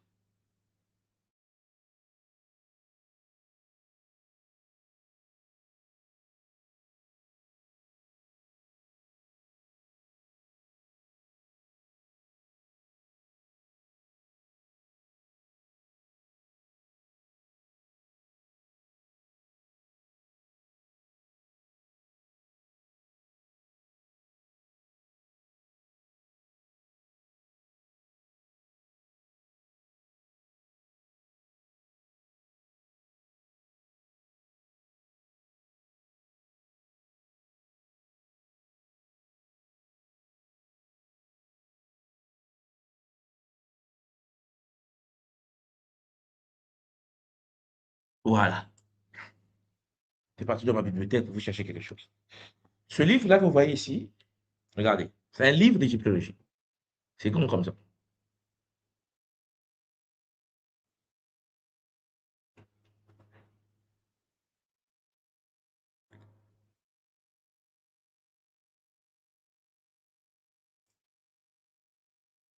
Voilà. Le livre-là que vous voyez, c'est un livre d'égyptologie. Le titre du livre, c'est Le Temple de l'Homme, APEC du Sud à Luxor. Il y a ce tome 1, vous voyez, tome 1. C'est un livre, chers Zulampangui, que peut-être beaucoup d'entre vous ont déjà vu, ou peut-être beaucoup d'entre vous n'ont jamais lu. Il y a ce tome-là. Et alors, combien de pages ici? Tome 1. 777 pages. Premier livre. Sur tome 2, c'est ça. Toujours le temple de l'homme. Et ce deuxième tome,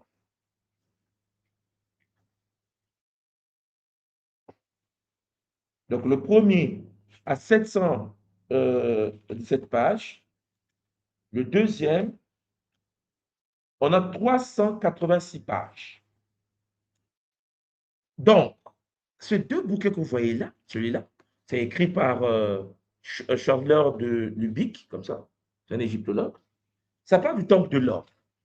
Et dans le livre là que vous voyez là, qui est très mathématique, on parle du Nitu, corps de l'or. Et donc, avec la traduction des papyrus, parce qu'il y a beaucoup traduit les papyrus, il explique comment les Égyptiens construisaient les temples égyptiens en utilisant la mathématique, mais une mathématique que les Chinois ont utilisée pour, voilà, que les Chinois, là par exemple, c'est les traditions chinoises, là, comment la Chine a utilisé les technologies égypto-nubiennes pour bâtir certains temples chinois. Et donc, le temple de l'homme dans la géométrie sacrée, le temple de l'homme, ainsi de suite. Les deux bouquets, c'est le temple de l'homme. C'est ça, la taille des deux temples. Ce que j'essaie de vous dire, pourquoi je vous montre ça? Ça ne coûte pas 10 euros l'unité. Ça ne coûte pas 10 euros l'unité. Et en plus, pour le lire, il faut avoir la paix. Tu es assis, hein? Tu lis 700 pages, tu te calmes, tu n'es pas occupé. Et donc, tu as le temps de lire. Lorsque notre peuple, chers Olampangé, va comprendre que pour rentrer à un niveau supérieur de maturité, pour exister au sein du jeu dans lequel nous sommes, notre peuple doit en effet d'abord résoudre la base. Notre peuple doit se nourrir, se vêtir, se soigner. Vous suivez là? C'est-à-dire que, chers Olampangé, si vous comprenez ce que je suis en train de vous dire, vous ne pouvez pas, Champangui, penser aller étudier les travaux de l'UPIX, là, et au même moment, vous êtes en déficit bancaire. Votre vie n'est pas contrôlée. Vous suivez ce que je dis?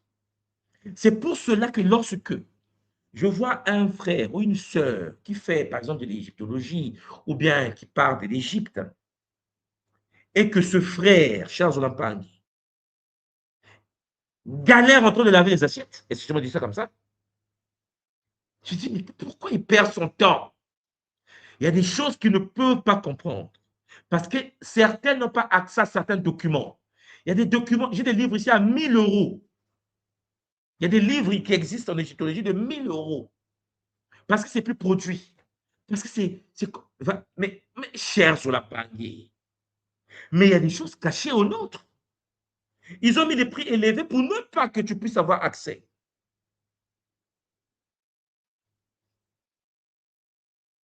Il faut résoudre les problèmes de base. Il faut que nous nous focalisons sur l'éducation de base. D'abord, comment se nourrir et bien se nourrir pour construire des corps solides. Comment se vêtir, chers Olampangui. Nous ne pouvons pas être des consommateurs. Tout le continent africain qui porte des vêtements qui viennent d'ailleurs, porte des vêtements déjà portés. Il est très rare, chers Olampangui, il faut être de la haute classe africaine pour porter des vêtements qui n'ont jamais été apportés. Les cas le sont. Écoutez bien, des strings là, des femmes en Afrique sont vendus dans les marchés, dans la rue, portés par les filles asiatiques, portés par les filles occidentales, jetés sur le continent africain. Si vous n'avez pas de vêtements, chers Olampangui, vous voulez parler de quoi? Du corps, le temple de l'homme? Comment? Comment tu vas aller? En fait, même quand tu vas lire ça, ça va rentrer. Parce que tes leaders, ton peuple ne comprend pas qu'il faut d'abord stabiliser tout ce qui est de base. Deux, une fois que tu es stable au niveau base, une fois que tu es matériellement stable, alors il faut déployer la sécurité. Tu dois protéger ce que tu as mis en place. Tu dois protéger l'agriculture, tu dois protéger tes centres de santé, tu dois protéger. Protéger veut dire protéger. Je ne vais pas rentrer en détail pour vous expliquer comment on protège les centres, comment on protège un pays, comment on protège une entreprise. Tu dois rentrer dans la protection. Une fois que tu protèges ta famille, ta communauté, ta ville, ton pays, chers Olampangui, on peut parler maintenant communauté panafricaine. Comment voulez-vous qu'on fasse le panafricanisme lorsqu'il y a l'insécurité, lorsque les peuples dans les pays sont affamés, il n'y a pas la santé.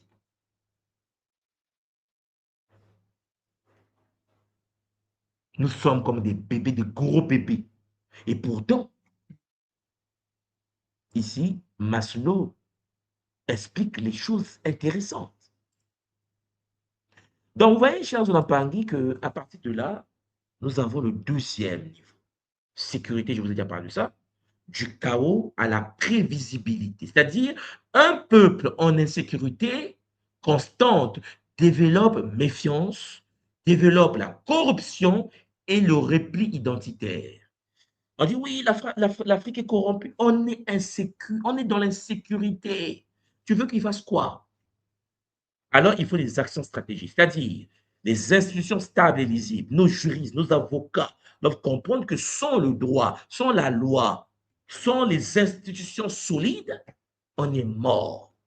Charles, on a parlé dans le gouvernement chinois, quand tu déconnes, tu as disparu déjà. On ne déconne pas ces gens-là. Parce qu'ils savent que le game est dur. Ils savent que face à eux, il y a les États-Unis. Charles, on a parlé des États-Unis, j'ai assis te regarde.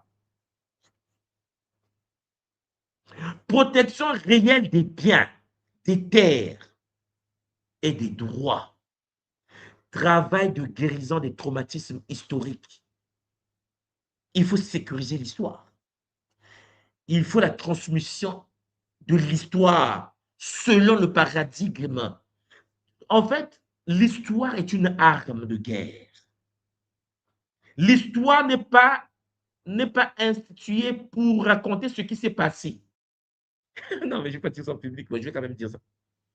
L'histoire est faite pour orienter ton peuple vers une direction que les leaders veulent donner.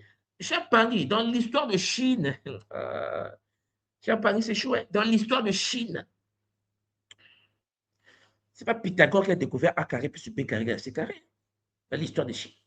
Dans l'histoire de Chine, le football est né en Chine. Est-ce que vous savez que le football est né en Chine? Est-ce que vous savez que la Chine a décidé? Les Anglais ont dit non, attendez, c'est nous qui avons créé le football. Les Chinois ont dit non, ça ne va pas passer. Comment ça ne va pas passer?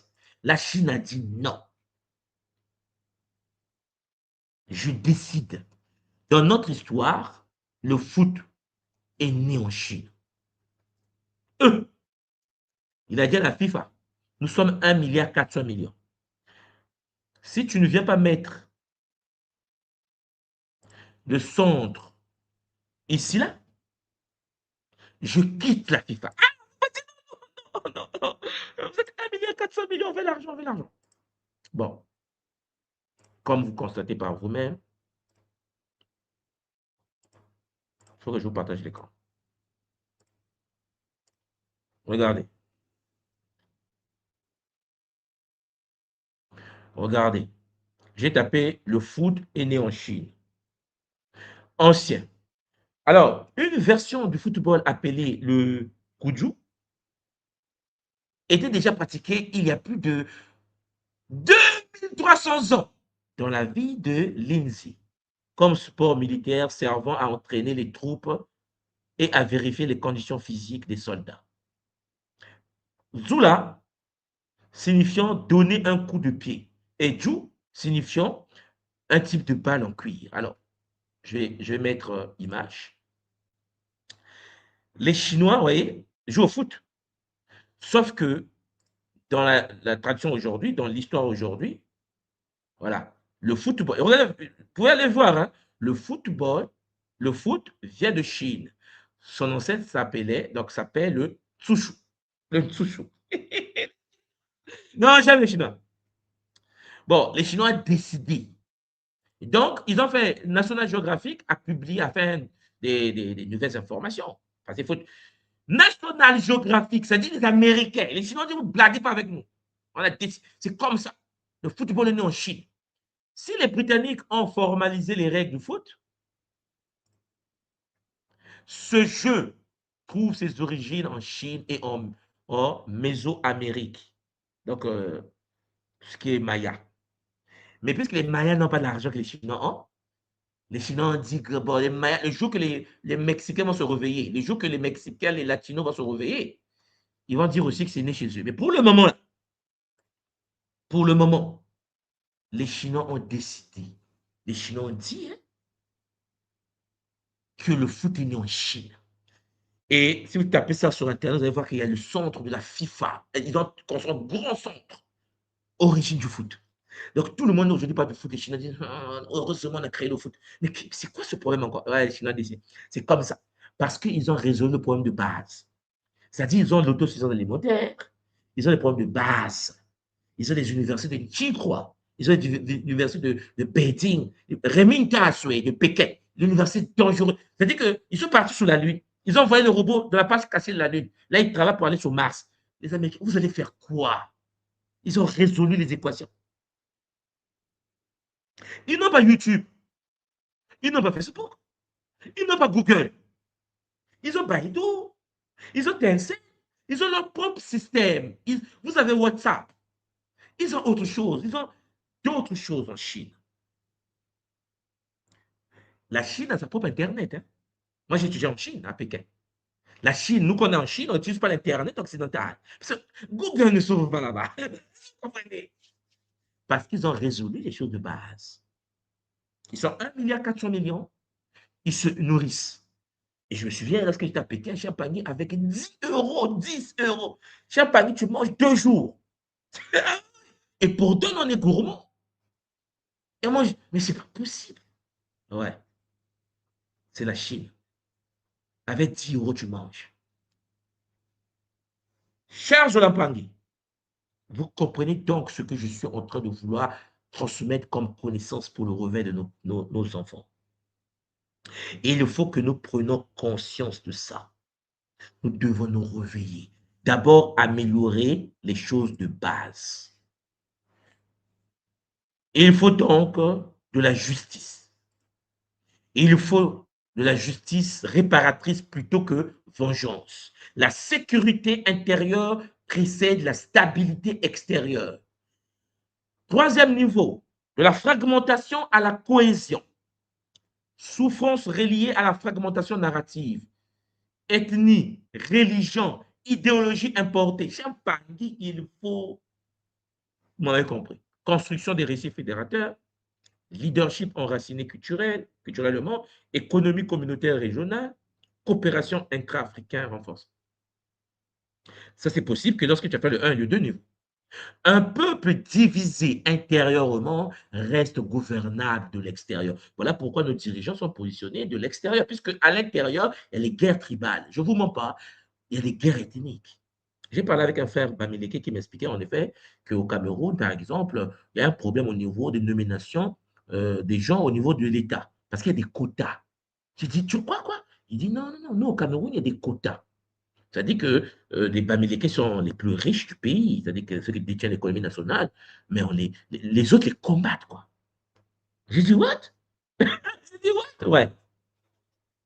C'est-à-dire que si un Chinois arrive au Cameroun et qui donne des milliards au Douala ou au Bassa, il trouve 2 Bassa formatés par ces Français, il leur donne des milliards et prend le contrôle du pays. On n'est pas unis. On n'a pas encore résolu le problème tribal, ethnique. Bon, est-ce que cette version est bonne d'abord? Donnez-moi votre version. S'il y a des Camerounais en ligne, est-ce qu'il y a une certaine forme de discrimination au niveau des postes de responsabilité au niveau étatique et que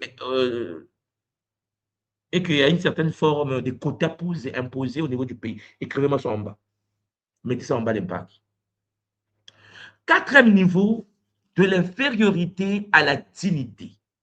C'est-à-dire, chers Zolampangui, sans estime collective, les talents fuient et la dépendance se normalise. Beaucoup des nôtres sont à l'étranger parce qu'il n'y a pas une estime collective. C'est-à-dire, quand tu es cadre, tu es boycotté, tu es attaqué, tu es massacré, cher Zolampangui. Valorisation de l'excellence africaine, la solution. Recherche scientifique et technologique locale. Refus du complexe d'infériorité sans agressivité. Culture et art visibles mondialement. Nous devons repenser les choses. Nous devons rentrer dans la reconnaissance, dans la science et la technologie. Et il faut de la dignité. Et la dignité n'est pas négociable. Elle se construit par l'excellence. Ce qui veut dire que puisque nous sommes dans le jeu, nous devons faire de sorte que ceux qui sont plus forts soient soutenus pour tirer ceux qui sont faibles. Or, notre système est le système qui attaque les forts et valorise les faibles. Non. Charles, on a parlé lorsque tu arrives au Japon et que tu as raté ton examen d'État, le bac, comme on dit, ben, beaucoup se suicident, hein, parce que ta famille te fait comprendre que tu es inutile, en fait. Ils ne veulent pas des perdants, ils veulent des leaders. En fait, vous devez comprendre, bon, on ne pousse pas les gens à l'extrême japonaise, mais ce que je suis en train de vous dire, c'est que dans certains pays comme le Japon, le fainéantisme, l'idiotie, non, on n'applaudit pas ça. On applaudit les meilleurs. On applaudit les leaders. Et les autres Japonais suivent. Il existe les écoles des leaders japonais. Il existe les écoles des leaders chinois. Nous, on mélange tous les enfants dans une même classe. Ça doit finir. J'ai dit à un moment donné qu'il faut faire une sélection des surdoués et avoir des écoles des surdoués. Oui, mais tout moi, ça va créer une discrimination. Non, non, non, non, non. Ça ne va pas créer une discrimination. Ça va permettre aux surdoués de nous permettre d'accéder à Internet, d'accéder à l'intelligence artificielle. Mais celui qui n'a pas la condition qu'il nous faut ne peut rien faire. Sauf que dans notre système à nous, on nous a conditionné à mettre tout le monde ensemble. Ça crée des dégâts que vous voyez aujourd'hui. Cinquième, du silence, le fait de nous faire taire à la voix propre. En effet, celui qui ne contrôle pas sa narration, celui qui ne contrôle pas son histoire, la Chine a dit que le football est né en Chine, vous taisez tous, c'est vrai ou faux, on n'est pas là-bas. Ils ont dit que c'est la Chine qui a créé le foot. Ils ont dit que c'est la Chine qui a créé l'imprimante. Ils ont dit que la Chine a créé les maths. La Chine a tout créé. Voilà. Les gens disent non, mais il n'y a pas de mec qui tient, la Chine a décidé. La Chine a 1,4 milliard. La France est à 67, 68 millions. Toute la France est un quartier de Pékin, comme je dis souvent, quartier de Pékin. C'est-à-dire, la Chine dit, je raconte l'histoire à mon peuple, toi va dormir. Et ils le font en chinois. Donc, si tu ne parles pas chinois, tu ne peux pas savoir. Les livres sont écrits en chinois, ils se parlent en chinois à l'intérieur de leur propre système. Voilà. Même Elon Musk, là, un jour, on va dire que Elon Musk était chinois. Les gens vont dire, mais ah, ça dit, ouais, ouais. Ils vont dire ça. Ils vont dire qu'il ne peut pas accepter que Neuralink, parce que les Chinois vont créer un jour Neuralink, ils vont plagier Neuralink, ils vont le créer chez eux, ils vont plagier Tesla. Et vous avez déjà entendu parler de voitures chinoises qui luttent aujourd'hui contre les Tesla, de BYD. Cher Jonathan Pangui, c'est chaud. Ce n'est pas fait par Elon Musk, mais vous serez étonné que c'est la technologie de Elon Musk que les Chinois utilisent. Mais c'est fait par un Chinois. Donc, c'est les Chinois qui ont développé la voiture électrique. Ah non, c'est Elon Musk. Ah non, non, non, non. Ça, c'est pour les Africains. Il faut dire ça aux Africains. Or, si nous, on était futés, on doit avoir un des nôtres, un Africain qui, ici, même si un Africain crée une voiture électrique, comme le cas, j'ai vu en Côte d'Ivoire ou au Burkina, cher Zolan Pangui, les autres Africains ne vont pas acheter. Vous suivez là? On va préférer acheter Tesla. Je suis arrivé à Brazza, il y a Tesla ici. Tesla roule à Brazza. Il y a des gens qui ont Tesla au Congo. Et pourtant, le Burkina Faso fabrique des voitures électriques. Non, l'Africain ne peut pas acheter africain. Dans sa mentalité, non. Vous comprenez? Ce qui veut dire que ce qui risque d'arriver est pire que ce que je peux imaginer. Donc, il faut contrôler les médias. Il faut des médias panafricains puissants. Celui qui ne comprend pas que les médias font partie de la guérison d'un peuple n'a rien compris. Et si tu te réveilles le matin et que tu écoutes les médias, même, moi j'écoute les médias panafricains ou africains, il n'y a pas d'information. Ils prennent encore les informations du système pour nous répéter. Mais pourquoi je vais écouter une version du mensonge occidental? Non, mais produisez-nous des choses. C'est ça aussi qu'on nous reproche. Donc, il faut des médias panafricains puissants. Il faut la diplomatie culturelle et intellectuelle. Il faut la production des contenus stratégiques. Il faut la maîtrise des technologies de communication. Exister, c'est parler avec sa propre voix. Tu ne peux pas accepter. J'ai entendu à Tokyo, les enfants japonais ne regardent pas les dessins animés occidentaux. Est-ce que vous savez? Est-ce que vous savez que s'il y a un dessin animé américain qui rentre au Japon, les Japonais vont l'écouter d'abord, ils vont enlever les parties, on va faire le dessin animé à la japonaise. Et pourtant, c'est occidental. Parce que tu ne peux pas permettre à l'autre de parler à ton peuple. Ça n'existe pas. Il faut d'abord que tu puisses filtrer. Le sixième niveau ici, c'est de la réaction à l'anticipation. En fait, au lieu de réagir, le niveau 6 nous dit il faut anticiper. Les sociétés dominées vivent dans la réaction immédiate. Les sociétés souveraines vivent dans la prospective. Il faut prévoir les 100, 200 prochaines années. Vous comprenez? Donc, même pas il faut des think tanks africains indépendants. Il faut de la planification sur 25 ans, 50 ans, dans ton entreprise, dans ta famille, Oui, dans ta famille. Il faut que tu dises dans 25 ans, qu'est-ce que vous allez devenir en tant que couple et les enfants qui vont avec. Il faut l'utilisation de l'intelligence artificielle et des données souveraines, pas l'utilisation d'une intelligence artificielle extra-africaine. Mais n'oubliez pas que l'intelligence artificielle est éduquée dans le paradigme de celui qui l'a mise en place. Il faut la formation des élites à la pensée systémique. C'est-à-dire qu'il faut voir avant d'agir. Voir avant d'agir est une forme ultime de pouvoir. Mais il faut que tu vois ce qui a été planifié, chers Olympiens. Et donc, pour terminer ce Kaboula, j'aimerais vous dire qu'il y a un septième niveau, la transcendance. Au lieu d'être dans l'imitation, tu l'as imité, il faut rentrer dans la civilisation. C'est pour ça que Jean, Omotunde disait souvent, il faut mettre en place un projet civilisationnel. On ne peut pas être là, imiter les autres seulement.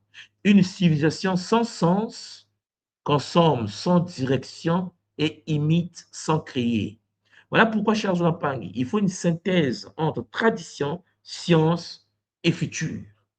Donc, si vous n'avez pas de science et que l'autre a la science, va prendre sa science que tu vas combiner à ta tradition pour projeter le futur.